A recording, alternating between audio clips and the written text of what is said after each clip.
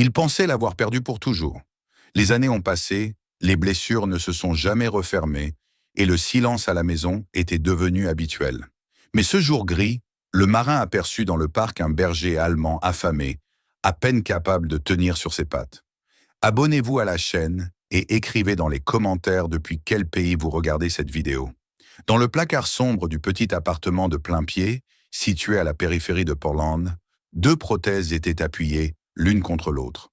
Le carbone noir et le titane froid reflétaient à peine la lumière qui filtrait par l'entrebâillement de la porte. Près de 40 000 $ de technologie de pointe, de promesses médicales, d'ingénierie censée rendre à un homme ce que la guerre lui avait arraché. Pour Mark Lawson, elle n'était pas une chance, mais un mensonge coûteux.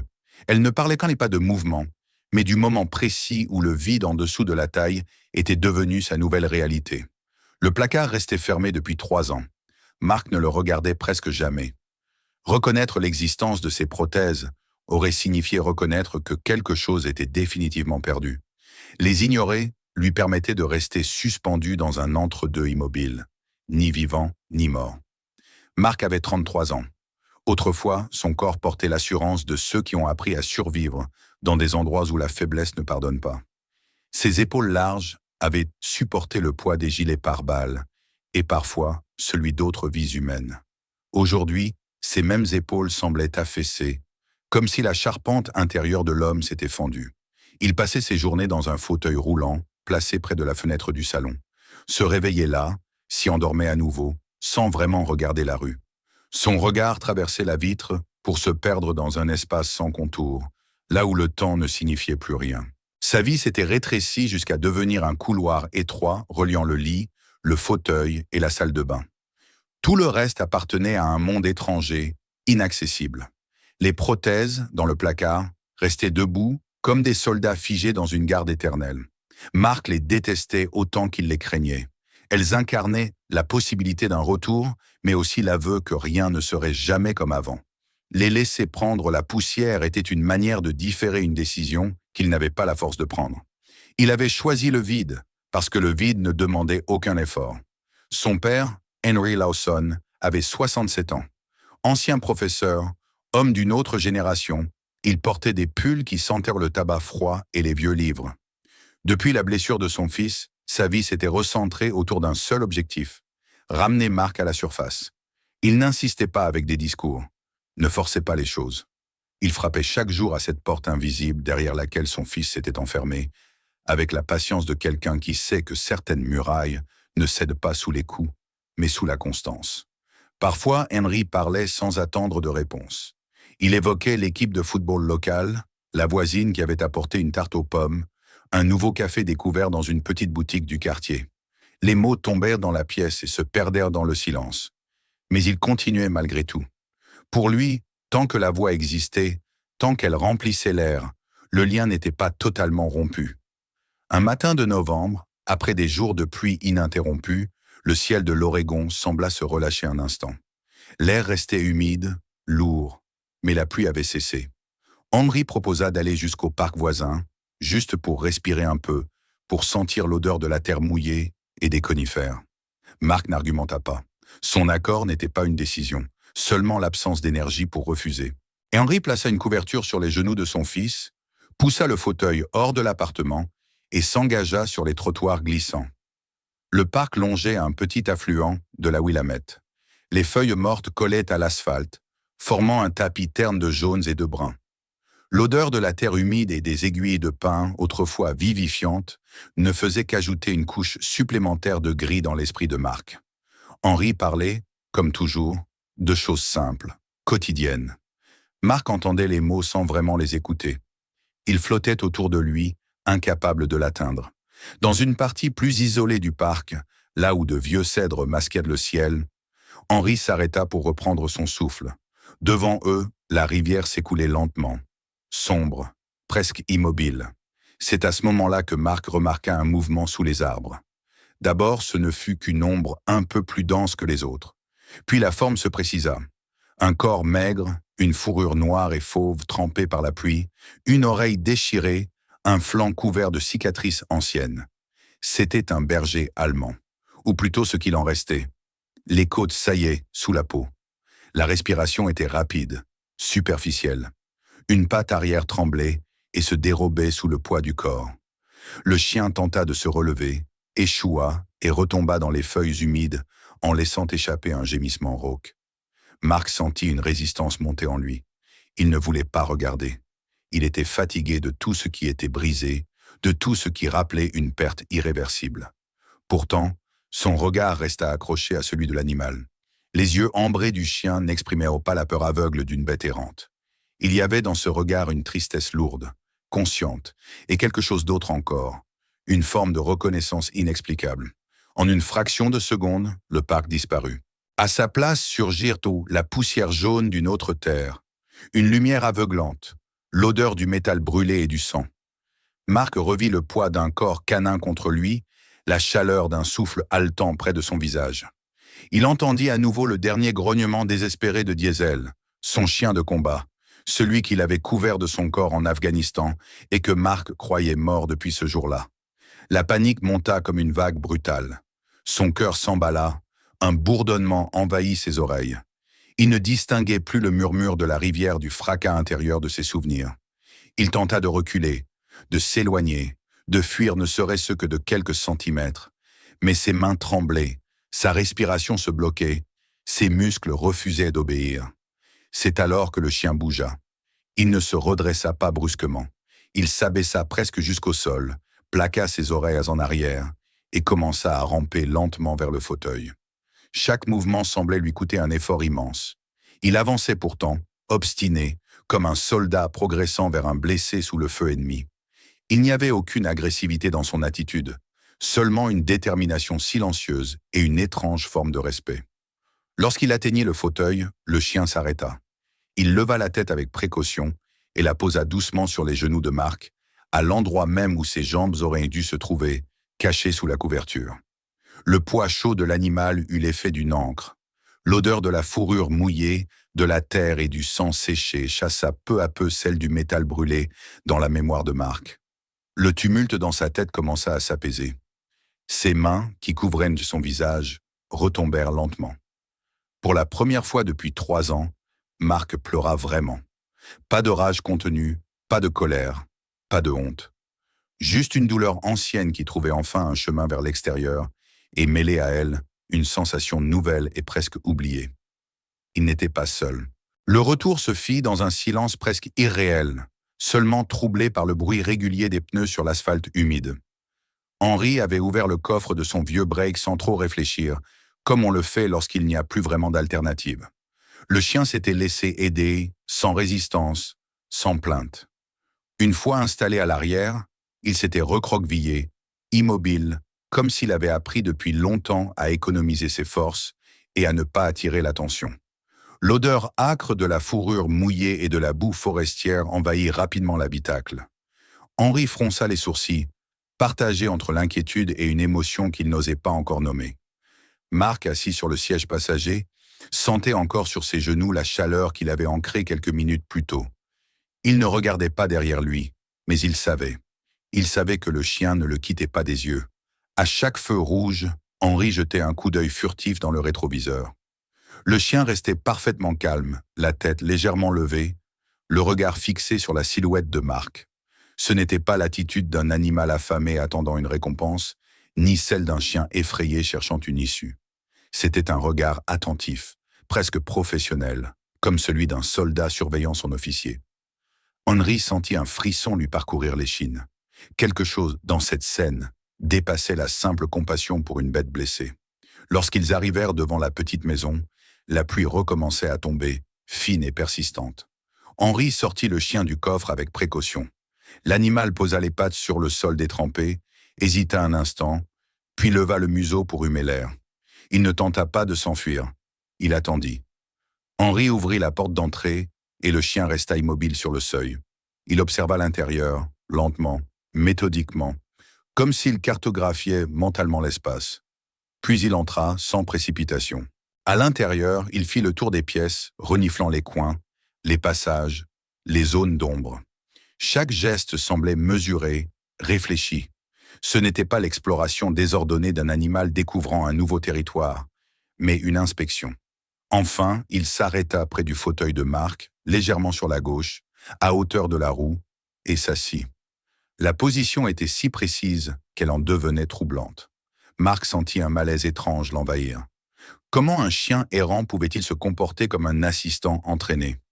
Henri posa une gamelle remplie de morceaux de poulet sur le sol de la cuisine. Il s'attendait à voir l'animal se jeter dessus, dévorer la nourriture avec la voracité de ceux qui ont connu la faim. Rien ne se passa. Le chien resta immobile, les muscles tendus, le regard fixé sur Marc.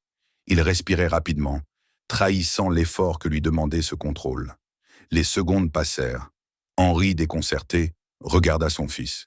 Sans vraiment s'en rendre compte, Marc inspira profondément et murmura un mot bref, presque un réflexe. Une commande simple, sortie de sa bouche comme si elle avait toujours été là, enfouie sous des couches de silence.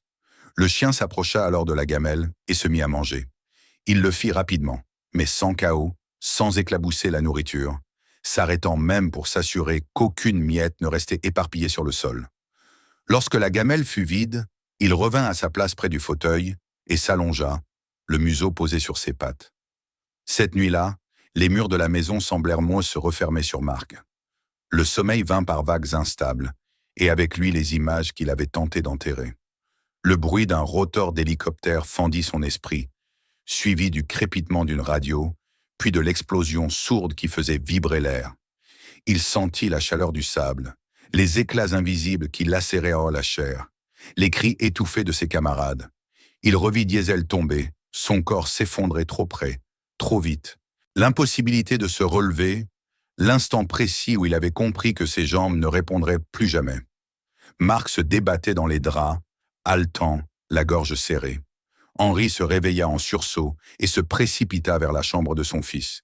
Il s'arrêta net sur le seuil. Le chien était déjà là. Il avait grimpé sur le lit avec une lenteur calculée, comme s'il suivait une procédure apprise de longue date. Il s'était allongé sur la poitrine de Marc, de tout son poids, l'empêchant de se redresser, imposant un rythme différent à sa respiration.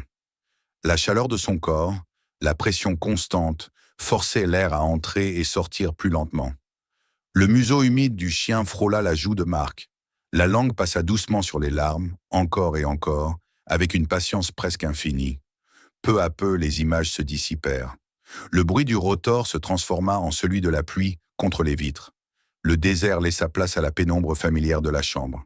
Marc inspira profondément et sentit ses muscles se détendre.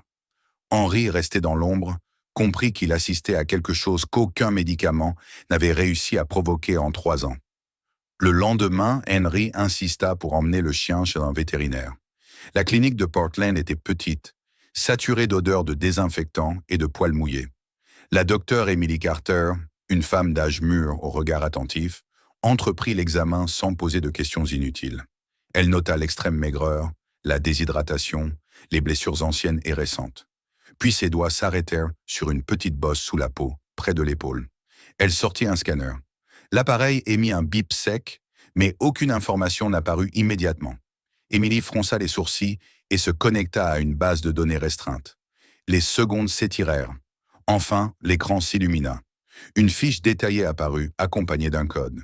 K9E7, nom de service. Scout, centre d'entraînement des chiens militaires de la marine américaine, près de San Diego. Statut, enlevé. Émilie expliqua que, 6 mois plus tôt, un camion transportant des chiens réformés avait été intercepté par un réseau lié à des combats clandestins. Certains animaux avaient été retrouvés, d'autres non. Scout faisait partie de ceux qui avaient disparu. Il n'était pas classé comme chien d'attaque. Trop protecteur, trop attaché à l'humain. Les notes mentionnaient une cage retrouvée éventrée de l'intérieur, les barreaux tordus. Le chien avait littéralement mordu sa liberté. Marc écoutait à peine. Son regard s'était figé sur une ligne de l'affiche. Parenté, père, K9D4, nom de service, Diesel. Le monde sembla se contracter autour de lui. Diesel, le même nom, le même chien, celui qu'il avait perdu, celui qu'il pleurait encore en silence. Émilie poursuivit, expliquant qu'avant son départ en mission, une entorse au règlement avait permis à Diesel de laisser une portée. Un seul chiot avait été conservé, le plus attentif, le plus déterminé. Scout. Quelques jours plus tard, un colis arriva de Californie. À l'intérieur, un vieux carnet de dressage et une lettre écrite d'une main tremblante. Le sergent O'Connor y confessait avoir désobéi pour offrir à Diesel une descendance et à Mark une chance, un jour, de retrouver un appui. Il avait entraîné Scout en secret, préparé son envoi. La mort l'avait surpris avant qu'il n'achève son plan. Il concluait par une phrase simple, presque naïve. « Certaines boussoles sont inscrites dans le sang. » Mark resta longtemps assis avec la lettre entre les mains. La douleur n'avait pas disparu, mais quelque chose avait changé. Pour la première fois depuis des années, le centre de gravité de sa vie se déplaçait. Et, étendu à ses pieds, Scout dormait, comme s'il avait toujours su où il devait être. Les jours qui suivirent l'arrivée de Scout s'installèrent dans une étrange normalité, fragile mais persistante. Rien n'était soudainement devenu simple ou lumineux. Pourtant quelque chose avait cessé de stagner. Mark ne passait plus toutes ses heures figé près de la fenêtre. Il commença à sortir dans le petit jardin, à l'arrière de la maison, d'abord par nécessité, puis avec une intention plus claire. L'air y était plus vif, chargé de l'odeur humide de la terre et des feuilles. Scout l'accompagnait toujours, se plaçant instinctivement du côté où le terrain était plus irrégulier, ajustant ses mouvements à ceux du fauteuil, comme s'il anticipait chaque difficulté avant même qu'elle n'apparaisse. Peu à peu, le jardin se transforma en un espace d'apprentissage. Mark accrocha une corde à l'axe du fauteuil et apprit à Scout à tirer doucement pour franchir les petites pentes. Il l'entraîna à rapporter les objets tombés, à appuyer de la patte sur l'interrupteur bas pour allumer la lumière, à se positionner contre son épaule lorsque le seuil de la porte devenait un obstacle. Ce n'était pas de simples exercices. Dans ces gestes répétés naissait une forme de dialogue silencieux, une coopération qui donnait à Mark quelque chose qu'aucune séance de thérapie n'avait réussi à lui offrir. Un objectif. Henry observait souvent ces scènes depuis la fenêtre de la cuisine, une tasse de café refroidissant entre ses mains. Il remarquait les changements subtils. La barbe négligée de son fils avait disparu. Ses cheveux étaient à nouveau coupés courts, avec cette précision presque militaire qu'il avait autrefois. Même assis dans son fauteuil, Mark tenait désormais son dos plus droit. Pourtant, le placard du couloir restait fermé. Les prothèses n'avaient pas bougé. La porte demeurait un rappel silencieux de ce que Mark n'était pas encore prêt à affronter. À la fin de l'hiver, le monde extérieur sembla décider de tester cette fragile reconstruction. Pendant plusieurs jours, une pluie incessante s'abattit sur la région. Les bulletins météorologiques parlaient d'une rivière atmosphérique, d'un sol saturé incapable d'absorber davantage d'eau. La maison des Lawson se trouvait en contrebas d'une colline boisée, et Henry jetait souvent des regards inquiets vers la vieille paroi de soutènement derrière le garage. Mark, lui, écoutait les alertes avec une attention particulière. Le mot menace avait pour lui un sens concret, viscéral.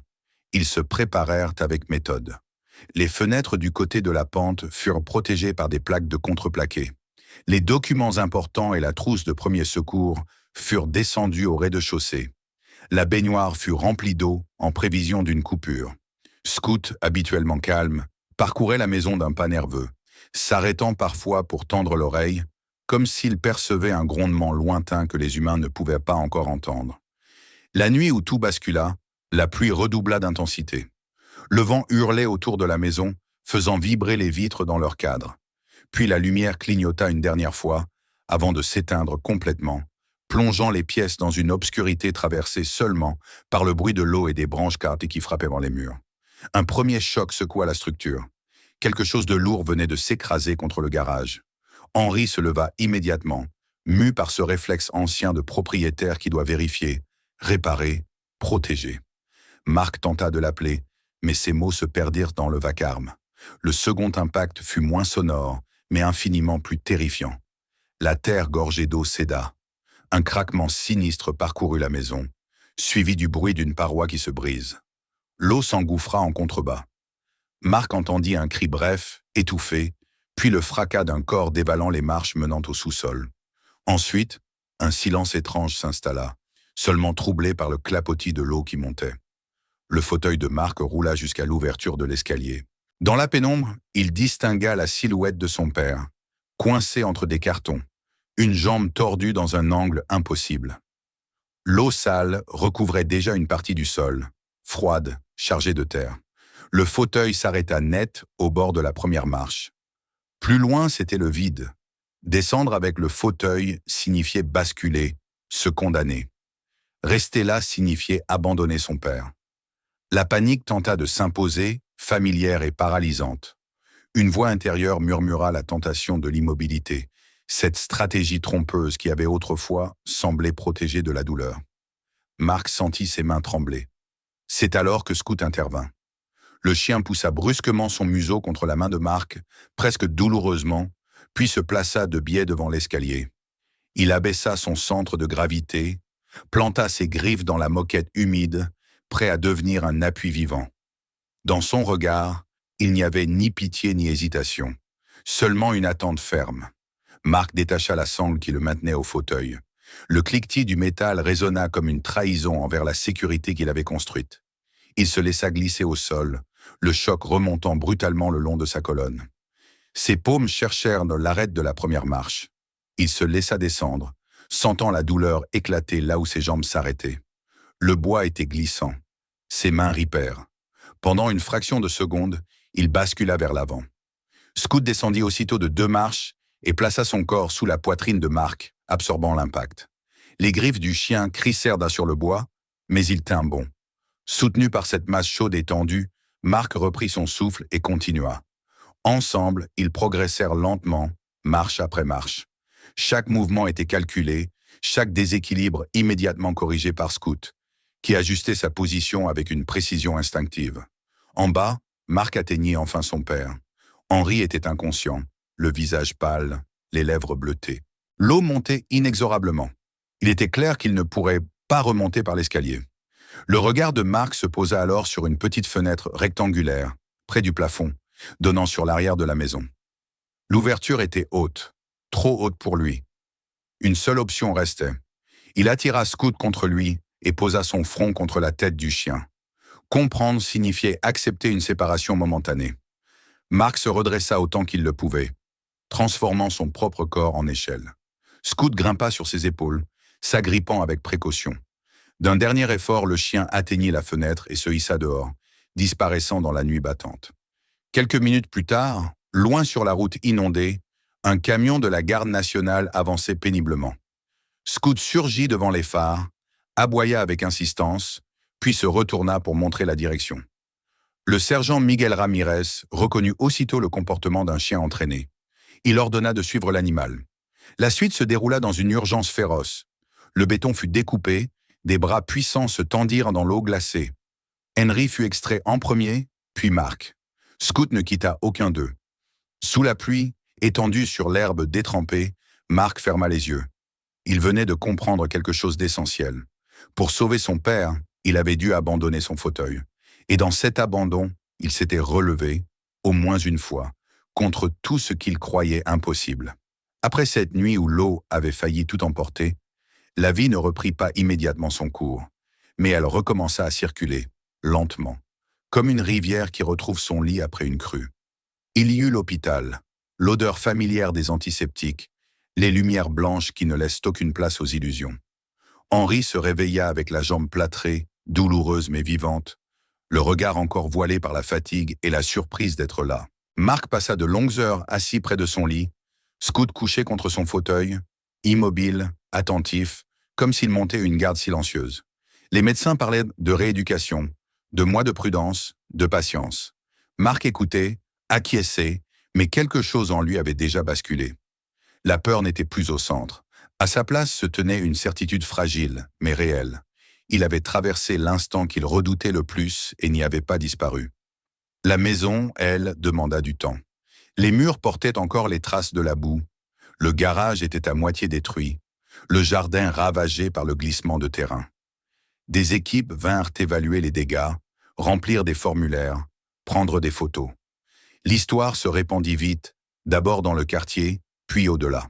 Un ancien marine, paralysé, sauvé avec son père par un chien de service disparu depuis des mois. Les médias cherchèrent des mots simples pour raconter ce qui, pour Marc, restait profondément intime. Il évitait les interviews, mais il comprit que ce récit dépassait désormais les limites de sa propre vie. Les gens avaient besoin d'y croire, de penser que même lorsque la terre se dérobe, quelque chose demeure solide. Les semaines passèrent. Henri rentra à la maison avec des béquilles et un humour discret qui revenait par intermittence. Il s'asseyait souvent sur le porche, observant son fils et Scout évoluer dans ce qui restait du jardin. Marc ne se cachait plus. Il sortait, parlait avec les ouvriers, prenait des décisions. Un matin, sans cérémonie, il ouvrit le placard du couloir. Les prothèses étaient toujours là, inchangées. Il les regarda longtemps, sans colère cette fois. Il ne les aimait pas davantage, mais il cessa de les considérer comme un ennemi. Elles étaient un outil, rien de plus. Et les outils servent à ceux qui acceptent de s'en servir. Quelques mois plus tard, la mairie de Portland organisa une cérémonie. Le grand hall, baigné de lumière, accueillait des élus, des journalistes, des médecins, des sauveteurs. Henri, appuyé sur une canne, s'installa au premier rang, aux côtés de la docteure Emily Carter et du sergent Ramirez. Lorsque le nom de Mark Lawson fut prononcé, un silence particulier s'abattit sur la salle. Il ne portait pas ce silence comme une pression, mais comme un espace. Il apparut sur scène, en uniforme de cérémonie des Marines, les épaules droites. Le bruit de ses pas résonna clairement sur le parquet. Un son net, régulier, presque hésitant, mais obstiné. Les prothèses, restées si longtemps enfermées, supportaient désormais son poids. Chaque pas était une négociation avec la douleur. Les muscles brûlaient, la peau sous les emboîtures protestait, mais Marc avançait. À son côté, Scout marchait en parfaite synchronisation, légèrement appuyé contre lui, ajustant son allure au moindre déséquilibre. Ce n'était pas une démonstration. C'était un dialogue silencieux entre deux corps qui avaient appris à compenser leurs blessures. Marc parla sans note. Il ne chercha pas les grandes phrases. Il raconta comment il s'était réfugié dans l'immobilité, comment il avait confondu survie et absence de mouvement. Il parla du métal rangé dans un placard, de la honte et de la peur qu'il représentait. Puis il évoqua un chien arrivé un jour de pluie, porteur d'une fidélité héritée, et la nuit où l'eau montait dans le sous-sol, où il avait fallu choisir entre rester en sécurité et agir. Il admit qu'il n'aurait jamais quitté son fauteuil sans la présence de Scout, sans ce regard qui ne demandait pas de compassion, mais une décision. Il conclut simplement que l'immobilité confortable pouvait être aussi dangereuse que le combat, et que reprendre appui sur des prothèses n'était pas trahir ce qui avait été perdu, mais accepter de rester présent pour ceux qui en avaient besoin. Lorsqu'on accrocha la médaille au collier de Scout, le chien ne sembla pas comprendre l'importance du geste. Il se contenta de lever la tête vers Marc, recevant la caresse familière. Cela lui suffisait. Un an plus tard, à la lisière de la ville, sur un terrain ouvert sur la forêt et la rivière, un nouveau centre vit le jour. Une simple enseigne en bois portait un nom gravé au feu. Lawson and Scout Recovery Program. Les matins y commençaient tôt. Des hommes et des femmes arrivaient avec des béquilles, des fauteuils, des prothèses, ou simplement un regard chargé de fatigue. À leur côté, des chiens de toute taille, encore maladroits, encore hésitants. Marc circulait parmi eux, parfois avec une canne, parfois sans. Il ne parlait pas seulement de technique ou d'ordre. Il expliquait comment respirer quand la panique monte, comment accepter le contact d'une tête posée sur des genoux, comment comprendre que deux traumatismes peuvent dialoguer sans se détruire. Henri passait souvent ses après-midi sur le porche du bâtiment principal, une tasse de thé à la main. Il observait son fils marcher dans le champ, s'arrêter, écouter, poser une main sur une épaule ou sur un museau. Les prothèses faisaient parfois mal, et Marc n'ignorait pas cette douleur, mais elle avait changé de sens. Elle n'était plus une punition, seulement le prix à payer pour être là, debout, au milieu des autres.